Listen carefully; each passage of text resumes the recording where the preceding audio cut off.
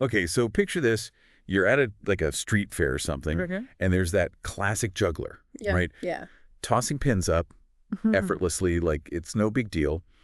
But the thing that always gets me, especially when those pins, are weighted on one end, like thicker at the bottom, Yeah. they spin so smoothly, so evenly in the air. It's like gravity just decides to take a break. Like, shouldn't that spin be all messed up by gravity pulling on it differently? Yeah. Why does it stay so constant? That's a really cool observation. And actually, it's that kind of question about everyday things that can lead us to some pretty deep physics. So today, we're going to dive into what we're calling 10.pdf, a really great resource that gives us the tools to understand like the whole world of rotational motion. Awesome. So basically, we're on a mission today to break down how this chapter unpacks all the whys and hows of spin, starting with, that initial push that gets things rotating, which we call torque or the twisting force. Right. And then diving into how that spin changes speed, angular acceleration. Then it's on to the energy involved in spinning things, and we're going to end with a bang, exploring this key concept of angular momentum, specifically for rigid bodies, which is a fancy way of saying objects that don't change shape while they rotate. And what I think is really cool about this chapter is that it doesn't just throw equations at you. It actually shows how these ideas are at work all over the place, from the simplest tools to, complex machines and even some surprising things in nature. So no jargon, just clear, concise, and hopefully kind of fun insights into why all this spin stuff matters. Definitely. Okay, to get the ball rolling, let's start with what actually gets things spinning in the first place. Torque. Yeah, so torque, think of it as the rotational brother of force. Just what a force gets something moving in a straight line. Torque is the thing that causes something to have angular acceleration, which is a fancy way of saying it makes things start rotating faster or slower. Yeah. But, and this is super important, it's not just about how strong the force is, it's about where and how you apply it. I'm picturing that diagram, figure 10.1, with the wrench and the bolt. You know instinctively that if you grab the end of the wrench handle, that's FGTB in the diagram, Yeah. you get way more turning power than if you grab closer to the bolt, which is FTBA, even if you're putting in the same amount of effort. Right. And then there's that weird case, F, pulling straight along the handle. Right. Same strong pull as FD, same spot, but it doesn't turn the bolt at all. Exactly. And that's all because of this thing called the lever arm. Some folks call it the moment arm, but it's the same idea. It's that perpendicular distance from the axis of rotation, so in this case, the center of the bolt, to the line of action of the force. So with this part, you have a big lever arm, which means big torque.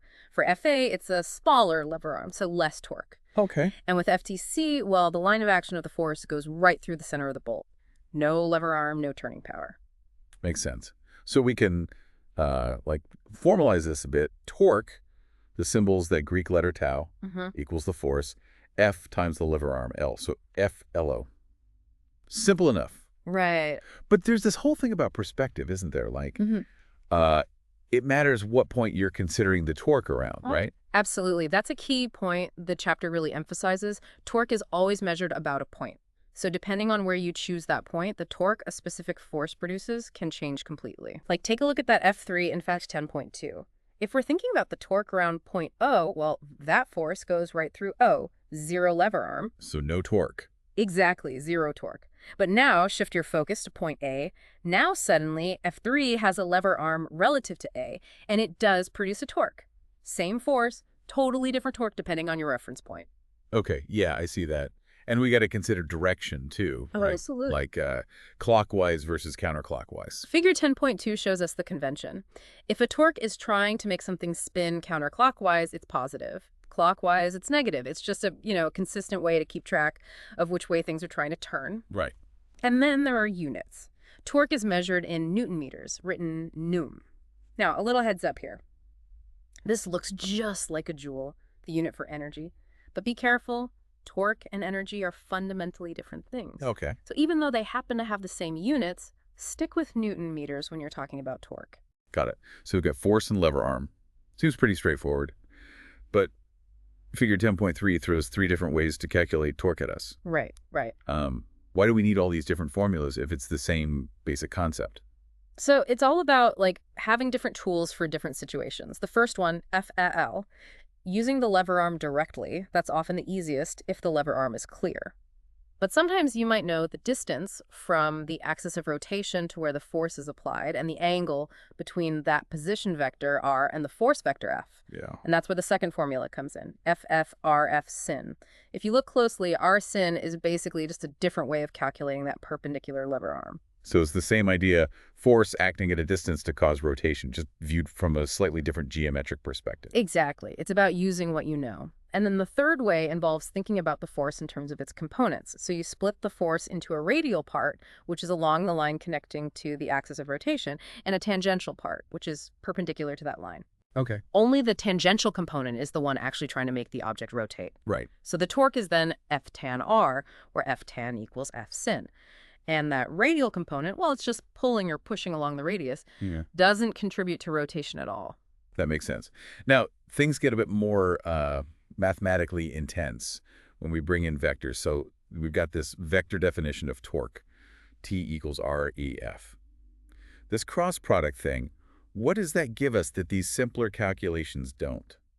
So the vector definition tells us the direction of the torque, and the magnitude is still RF sin. The cross product means the torque vector T is always perpendicular to both the position vector R and the force vector F. To figure out which way it points, you use the right-hand rule, which is shown in Figure 10.4. So point your fingers in the direction of R, curl them towards F, and your thumb will point in the direction of the torque vector T, which is also the axis of rotation the torque is trying to cause. Example 10.1, that plumber using a cheater bar to loosen a pipe, that really helps make this click. Yeah. He's putting 900 N of force at an angle. And we see how using both the direct lever arm method and the RF sin method gets you the same torque of 680 Nu.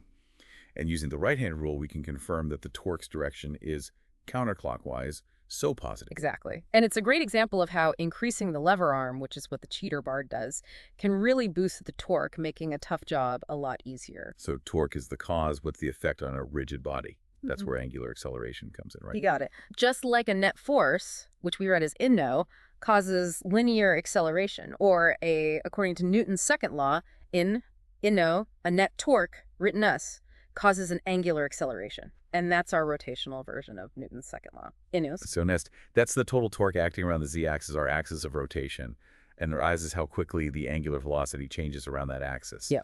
And then there's inno, moment of inertia. It feels kind of like the rotational version of mass. That's a good way to think about it. Moment of inertia, or I, basically tells us how much a body resists changes in its rotational speed.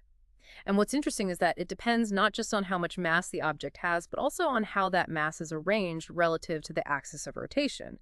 So something with most of its mass far from the axis will be harder to get spinning or to stop spinning compared to something with the same mass but more tightly packed around the axis. Right.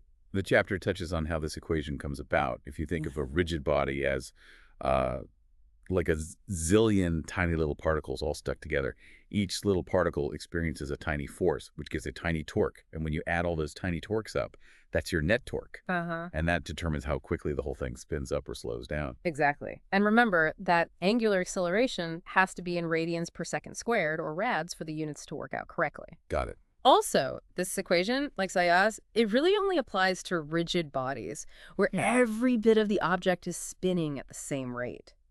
Wouldn't work for something like, water swirling in a drain where different parts are spinning at different speeds.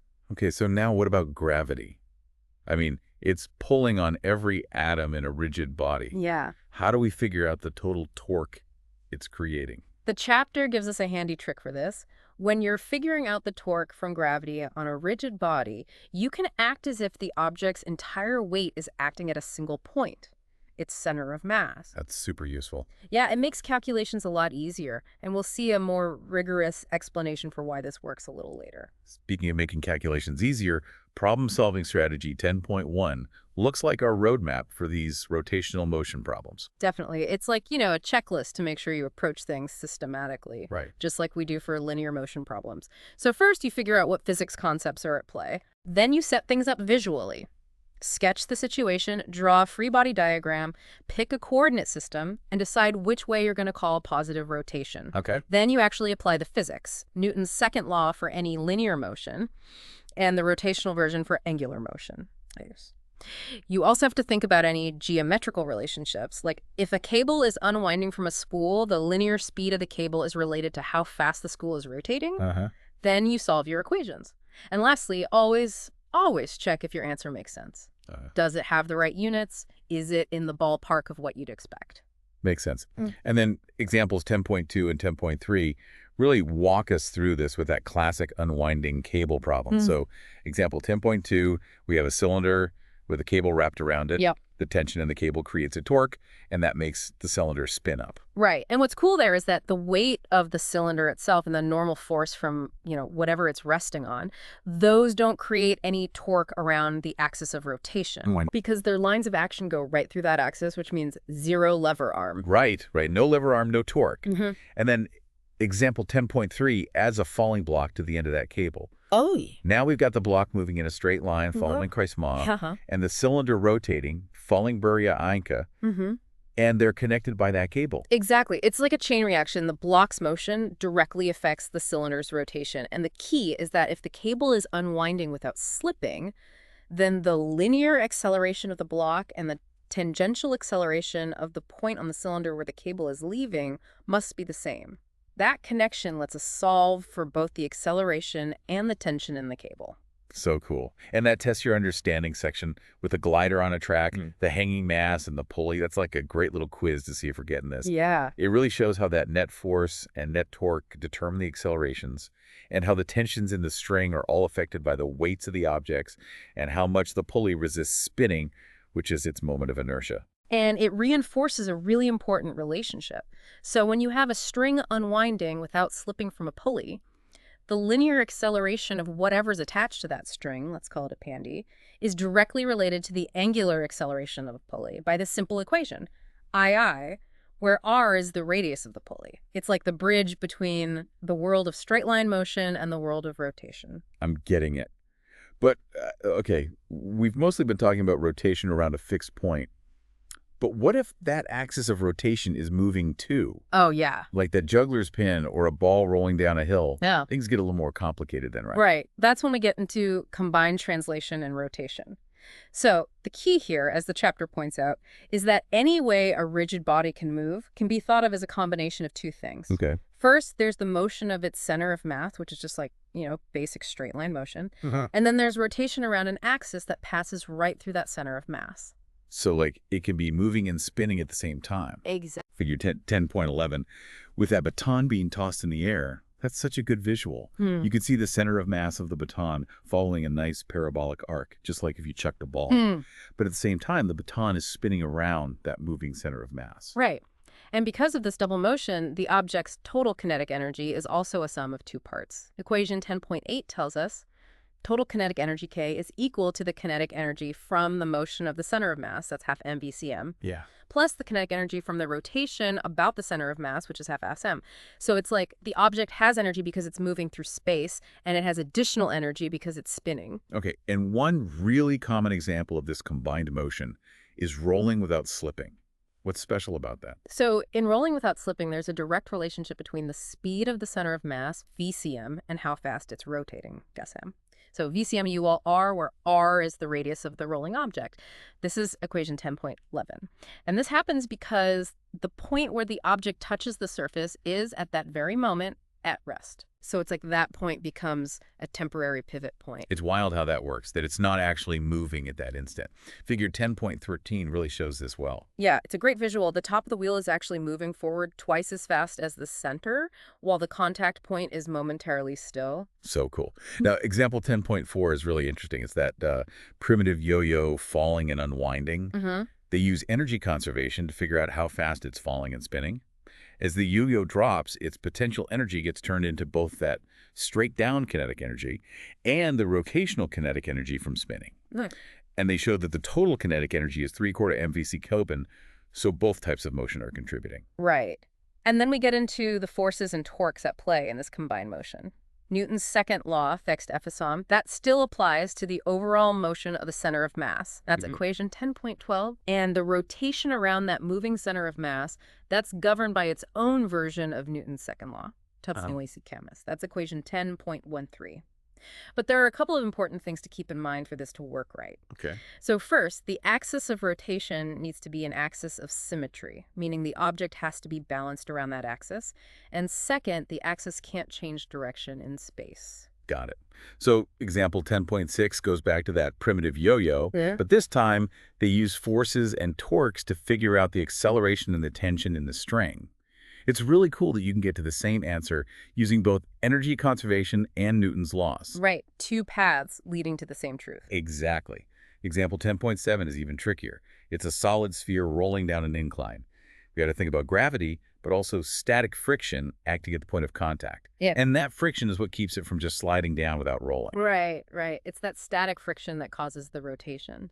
And by applying both the linear and rotational versions of Newton's second law, we can figure out how fast the sphere's center of mass accelerates. And I love that little bio application about the Russian thistle. Oh, yeah. It actually uses rolling to spread its seeds. That's a cool example of how physics is at work in nature, even though in this case, rolling friction eventually brings it to a stop. Yeah, that's nature for you, always finding clever ways to use physics. And that test your understanding with a yo-yo, again, highlights how the distribution of mass matters. That hollow cylinder, because its mass is further out from the center, has a bigger moment of inertia, which means it accelerates slower and has greater tension in the string compared to a solid cylinder that has the same mass and radius. Right, right. Okay, we're getting a really good picture of how objects move when they're rotating and translating at the same time. Yeah. Let's talk about the energy involved in all this spinning work and power. Okay, so just like a force doing work can change an object's kinetic energy when it's moving in a straight line, a torque doing work can change the rotational kinetic energy. Makes sense. Equation 10.20 gives us the definition of work done by a torque. It's an integral. W equals its posta, where W is a tiny bit of angular displacement. Oh, an integral. Oh. But if the torque's constant, that simplifies, right? Yeah, if the torque's constant, it becomes W t. That's equation 10.21, where toss is the total angular displacement measured in radians. Okay. And the work done by the net torque equals the change in rotational kinetic energy according to the rotational work energy theorem. What toss I cos half ILO. Got it. That's equation 10.22.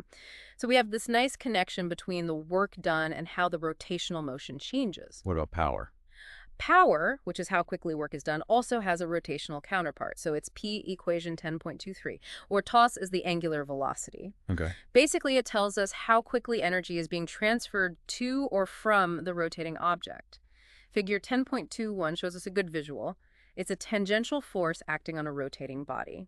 Only the component of the force that's tangential to the circular path contributes to the torque and does work in rotating the object. Okay. Forces acting radially, they don't do any work in rotation. Okay. Example 10.8, the one with a grinding wheel being spun up by a motor. That's a nice practical application. They show us how to calculate things like the angular displacement, the work done by the torque, the final kinetic energy of the wheel, and the average power of the motor. And then there's that test your understanding, where they compare two cylinders with different moments of inertia, and they apply the same torque to each for one full rotation. And what we see is that because the torque and angular displacement are the same, the work done and therefore the gain in rotational kinetic energy is also the same for both cylinders. Okay. It doesn't matter how their mass is distributed. If the torque and the amount of rotation are the same, they gain the same amount of rotational kinetic energy. So cool. All right, we're on to the final stretch. Angular momentum. It sounds like it's the rotational equivalent of linear momentum. You got it.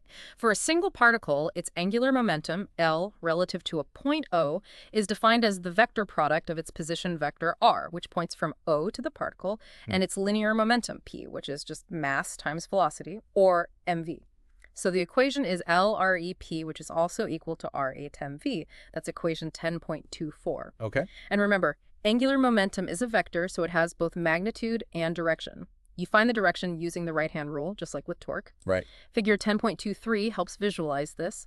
We've got a particle moving in the side plane. The magnitude of its angular momentum turns out to be L mvl, which is also equal to μ, where L is the perpendicular distance from the line of motion to the origin, which is like the lever arm of the momentum. Okay, so now what about a rigid body, something that's, like a solid object rotating. So when a rigid body is rotating about an axis of symmetry, meaning its mass is balanced around that axis, Uh-huh. its total angular momentum, L, is directly proportional to its angular velocity, O. The equation is L equals IO. That's equation 10.28. And I is the moment of inertia about that axis of symmetry. Got it. Figure 10.26 shows that the angular momentum vector, L, and the angular velocity vector point in the same direction along that axis of symmetry. And you might wonder, why is that? Yeah, why? Well, even though each little bit of the rotating object might have a component of angular momentum that isn't perfectly along the axis, if it's a symmetrical object, all those off-axis components cancel each other out. Figure 10.25 shows this nicely. It's all thanks to the balanced distribution of mass. I see. Now, one of the most important things about angular momentum is that just like a net force changes an object's linear momentum, a net external torque changes its angular momentum. Exactly. Equation 10.29 gives us this relationship, x equals dLd. Right. So that means the net external torque is equal to the rate at which the total angular momentum is changing. And this applies to any system of particles, whether it's a rigid body or a bunch of individual particles flying around. And it's the rotational version of Newton's second law in terms of momentum, which is x equals dp dt.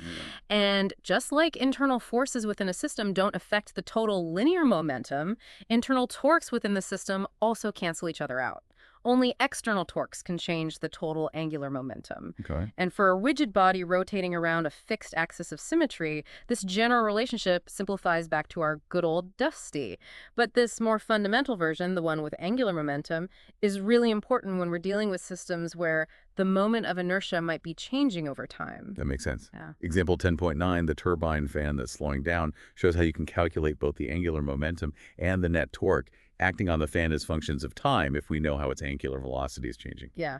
And then there's that test your understanding with the ball on a string being swung in a circle. That one's a great illustration. Wow. Because even though the ball's linear momentum is constantly changing, since its direction is always changing, its angular momentum around the center of the circle is constant. Because there's no torque. Exactly. The force from the string acts towards the center, so there's no torque about that point. Okay, so all this leads to this really fundamental idea, the conservation of angular momentum. One of the biggies in physics. Equation 10.31 tells us, if the net external torque acting on a system is 0, then the total angular momentum of the system doesn't change. L'initial sub x equals L final. It's a conservation law, just like conservation of energy and conservation of linear momentum. Right, and it all comes from that equation, text dl dt.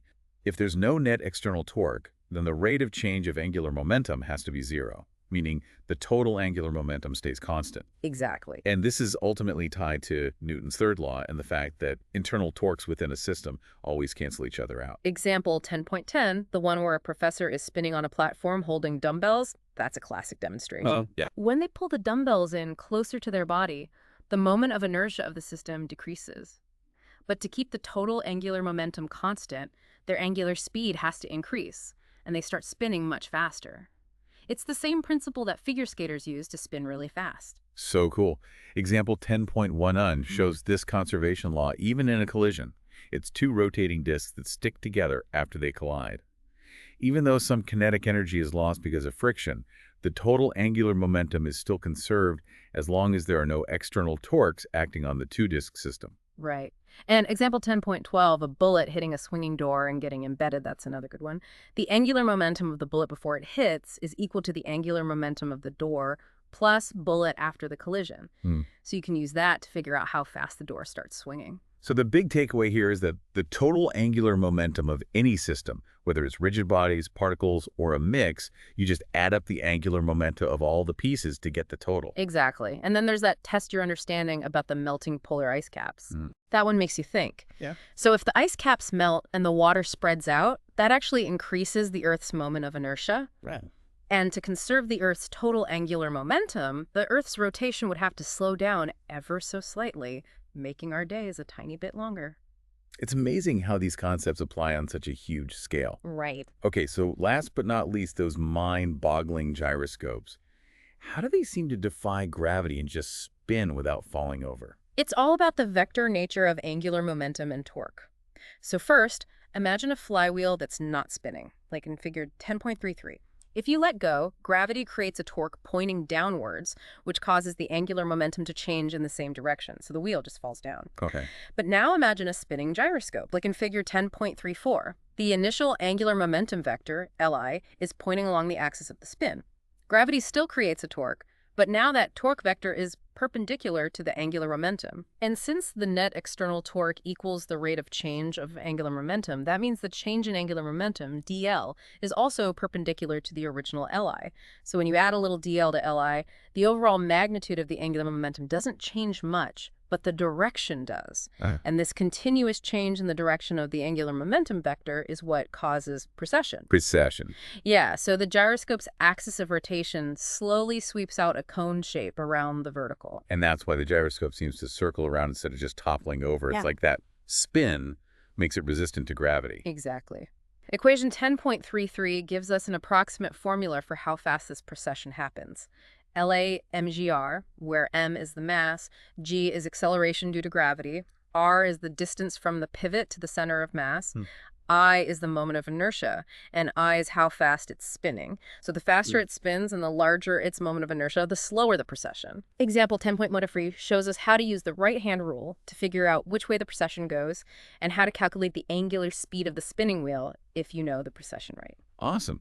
Okay, we have really gone deep into the world of rotational motion. Yeah, we have. We covered torque, how to calculate it, and how it relates to angular acceleration through the moment of inertia. We explored how objects move and spin at the same time. We talked about work and power in rotation. Right. And we delved into angular momentum, its conservation law, and even those bizarre gyroscopes. And going back to your question at the beginning about the juggler's pin, we can answer it now. Oh, yeah? Because the pin's weight acts at its center of mass, there's no net external torque acting around that point.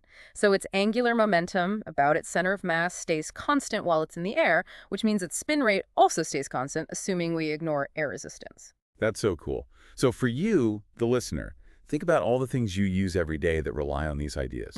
Car wheels, hard drives, fans, motors, the list goes on.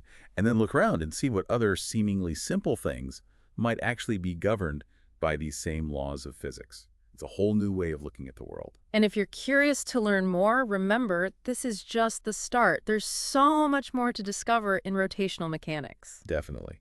Thanks for joining us on this deep dive. Until next time, keep those brains spinning.